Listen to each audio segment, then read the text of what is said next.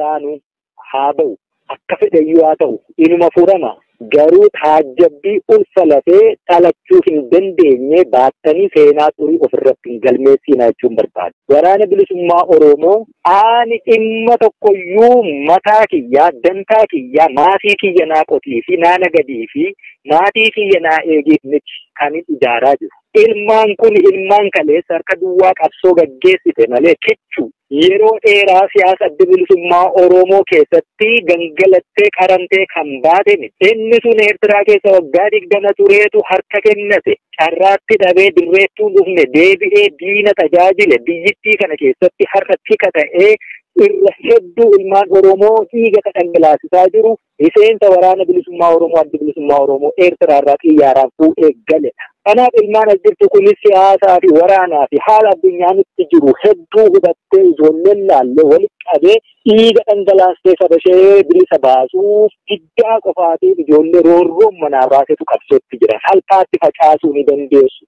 Garuu yakki isin lafarratti hojjettanii lafarrattis akka seenaatti Rabbi birattis akka cubbutti isin gaafachiisa. Ijoollee kana bittimsuu gurmuu tarsiisuu jaarmiyaarraa babaastanii jiraachisuun suni nama tokko waan miidhan sinitti fakkaatiin biyya miidhuu jirtanii. Qabsoo bilisummaa Oromoo gara guduunfaatti deemu akka inni ammayyuu futtaafatee jiraatudha gochuutti jirtan. Ilmaan kana ani iddoo isheen duututti iddoo isheen madooftutti waliin jiraatee waliin taa'ee rakkoo ishee itti dhiyaatee argee dhiigni ishee dhangala'u saba Oromoo rarraga tokkollee taatu taakkuu tokkollee taatu gara bilisummaa sabichaatti akka butuufi. Ilmaan kana bifa bifaan itti lallabdanii bifa bifaan waan adda addaa sammuu ishee keessa xurii keessanii 2 taatee 3 taatee akka facaatee jiraattu. Ilmaan akkasii kun immoo sirbaata diinaallee akka taatu gochaadha jiru. Mana keessatti akka ajjeefamtu gochaadha jiru. Ani mataa Oromoo walitti qabuuf malee Oromoo gandaan yookaan amantaan facaasuufi miti. Dhimma gandaa dhimma amantaas hin beekan. Amantaa yoo jettan amantiin kamiyyuu har'a Oromoo gargar baasu hin jiru. Suni gaafa jaallan shinniigaatti amantii kamiin osoo hin taane sabummaa Oromummaatiin baane duun waliinii gallu waliineedhaan sana gaafas awwaalame anaaf akkasi. Kanaafuu gandi kamiyyuu Oromoo gaaf tokkoyyuu gargar baasee hin beeku inni gandaa na bira hin jiru. Oromummaatu manaa na baasee sanaafiin qabsoo gaggeessuu jira. Haala akkasii keessatti sabni yeroo hundumaa hin ijaaramiin garuu yeroo hundumaa waa'ee ijaarsaa haasa'aate Oromoo ijaarsataa ta'uun hin barbaachisu ijaaramee jiraate inni. Kanaafuu dantaa bu'aa bubuutuu yeroo dhuunfaaf jettanii uummata biyya keessa jiru immoo hin burjaajessinaa. Uummanni kun seenaa kan inni barreessaa jiru qalamaan miti dhiigaani. Uummata dhiigaan seenaa barreessee lafeen utubaa jiru kanaa akka salphaatti immoo qoqqooduu dandeenya jettaniis yeroo keessan hin gubiina. Garuu hanga ta'e gufuun suni bakka silaa gahuu malan osoo hin gahiin yerootti gahuu malan irraas nama hanqisa. Kan kanarraaf immoo galma nama gaha. Gangalachuu baay'isuu ta'aa maleessa. Kanaaf ijoolleen Oromoo waraanni bilisummaa Oromoo akkaataa kanaan callistaniituma abaluu bira jettanii facaatanii qawwee walitti dhuftee humna taatullee facaastanii dhiigaan fuunee kaanee nagaamaan diinatti kennaa jirtanillee diina kufutti qawwee Oromoon hidhiina. Ofii immoo gurmuu waliin jiraatanii jabaatanii lolichuu caalaa bu'aa bubuutuu miira yeroo gabaabaa suusii yeroo gabaabaaf jettanii ganda keessa jirtan jaarmiyaa keessanitti deebi'aa. Obse ingaha dhiigni dhangala'uun hin barbaachisu seenaarraa beeknaa bira dabarreerraa kanaaf jaarmiyaatti deebi'aatii Oromoo gurmuu jabaa qabu jaarmiyaa eebbifaa qabu ijaaruu jiru sanatti deebi'aatii halmaa hadhooftuu qaxumuraa sana gaggeessaa jechuun barbaada. Inni karooraa garuu jaaldaandii akkuma karooraatti waraanni bilisummaa Oromoo yeroo qaqqabu keessatti hirmaachuu qofa. Ayyee galatooma gaaffii keenya tokko lamannee goolbatti geessaa jirra. Rakkoo beelaan wal qabatee keessaa'uu kibba ba'a Oromiyaa keessatti hammaatee jiruun uummanni Oromoo gargaarsa namoomaa akka argatuuf jecha ibsa tokko baasee ture dhaabni jechuudha. Qabiyyeen ibsichaa guutummaatti lola dhaabuu moo bakka gargaarsi ammatti barbaachisu sanarraa lola dhaabuudha. Waamicha kanas murni bilchiginnaa amma impaayirettiin bulchaa jira jedhu. Deebii laate qaba. Inni kun egaa qabsoo kan gaggeessinu sabaati. biyya kan jechisiisu yoo namni keessa jiraate. Uummanni keenya qaanii gabrummaa addunyaa kanarratti hiriyyaan qabne hamtuu taate jala jira. Akkuma siin jedhee dachee akkasii kopheen illee irra ejjetan jennaan gara laafettii taate waan irra facaasan magarsitu irra taa'ee beela'uutti jira. Rakkoon hongee kuni rakkoo yeroo hedduu namni tolchuta. Rakkoo hongee raddi biraa ta'e illee namni dandamachuu fi mootummoonni silaa waan hojjetan qabu ture.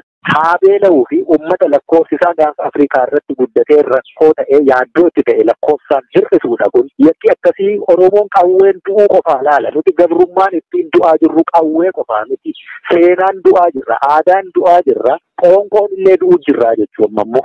Haala akkasii kana keessatti warra gargaarsa namoomaa kennanii idil addunyaatti gaaffii dhiyeessinee turre. Uummati keenyi beelaan akka jiru, mootummaan abbaa irree kun immoo beela sana dhoksaa akka jiru argiteetta ati. Yuukireen irraatii markabaanii qamadiin fe'amee deema jennaan Abiy Ahmed waan jedhe. Nuti qamadii gargaarsaaf barbaannes hin jiru. Kan isaan akkas jedhanii maqaa nu balleessuu fi qamadii bara dhufutti foonii meeqa fe'uuf jirra. Qoosaa akkasiifaatu jira biyya kana keessa. Uummata keenya beelaan du'aa jiru nama daabboo dhabe osoo daabboon nyaachisiini qamadii biyya alaatti fe'uuf jirraati.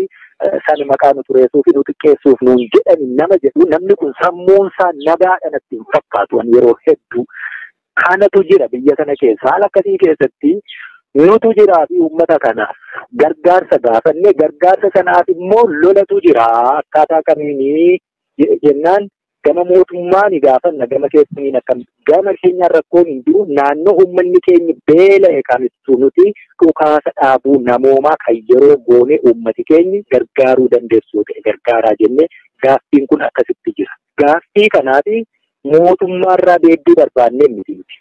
Warri gargaarsa dhala namaa gargaarsa namoomaa fakkeenya beela mudate kanaa fi midhaan nyaataa dhiyeessuu danda'an yaaddoo nageenyaa gama keenyaan akka hin qabaanneef isa sana baasne. Isaan waliinis walii galleerra.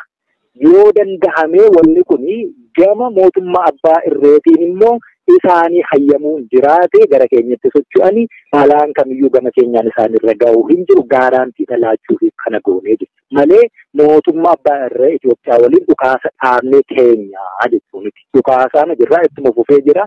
Naannoo garuu uummata keenya rakkoo qabutti naannoo sana gadhiisne gargaarsi namoomaa uummata keenya haa qaqqabu. Uummanni keenya beelaanii hin dhumiin jechuutti jirra. Naannoo irra sochoonuttis immoo akkasuma warri gargaarsa sana fidu gama keenyaan wabii ta'uu ni dandeenya.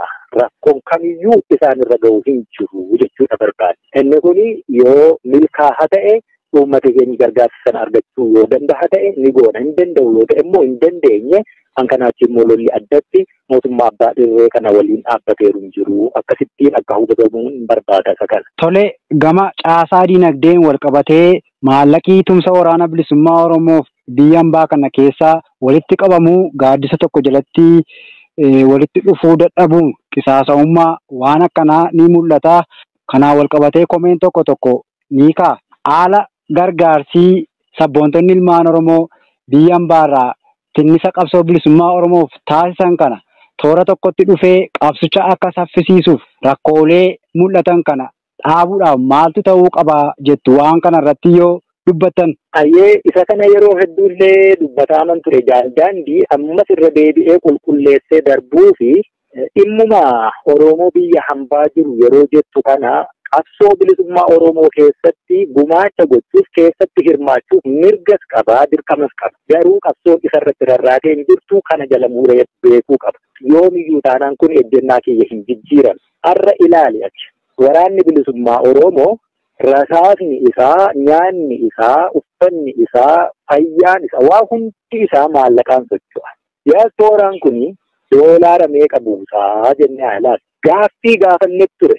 Gaaffii meexiiqii qabaadha. Akkuma sabaa Tigiree yeroo gabaabaa keessatti miiliyoona tokko reezgoona jedhaniitu baay'ee yeroo isaan yaadaniiti olitti miiliyoona 3 reezgodhe uummata isaaniif. Nama inaafsisa inaaffaa pozitiif ta'e. Akkaataa kanaan mee Oromoon diyaasporaa jiru nama meeqatoo doolaara tokko buusee iyyuu meeqa buusuu danda'a jennaan meeqa buusanii amma sitti dubbachuun naqaanes hin dubbatu. Uummata sanarratti rarra'ee miti qabsoon bilisummaa Oromoo kan inni deemu. Doolaara 50,000 60,000 buusuu dandeessa ta'a ji'a. Waraanni bilisummaa Oromoo immoo guyyaatti sanaa oli baasiin saayyuu. Kanaaf maal jechuu achirraa miti jechuudha kan inni rarra'ee jiru. Mirga dirqama waraana abbummaatti qabaachuu hankoo keessaan qaba jechuu sanaafidha buusa. Achumaanis immoo hin tuffannu xuriin keessaayyuu hin tuffatamtu fudhataa ture. Malee achitti rarra'ee jira jechuun waraanni kuni rasaasa miiliyoonaan dhukaasaa oola. Dhukaasaas jira siittis ni dhukaasa. Kuni akkamiin socho'aa eessaa dhufee jechuudha qaban.